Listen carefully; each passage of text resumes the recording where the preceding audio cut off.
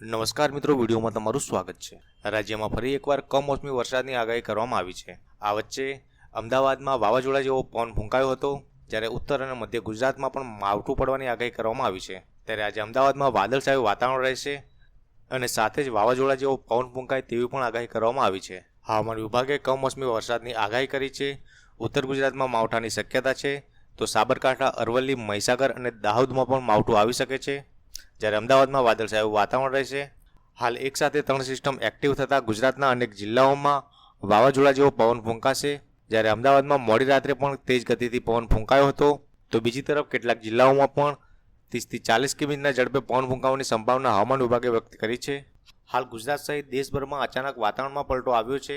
દિલ્હી, ગુજરાતમાં કેટલીક જગ્યાએ માવઠું પડ્યું છે, તો હજી પણ કેટલીક જગ્યાએ વરસાદ પડવાની આગાહી કરવામાં આવી છે। પંજાબ, હરિયાણા, યુપી, રાજસ્થાન સુધી વરસાદની આગાહી છે। તો મિત્રો, આવી રીતે એકસાથે 3 સિસ્ટમ એક્ટિવ થતાં અચાનક દેશભરનું વાતાવરણ પલટાયું છે અને કમોસમી વરસાદની આગાહી કરવામાં આવી છે।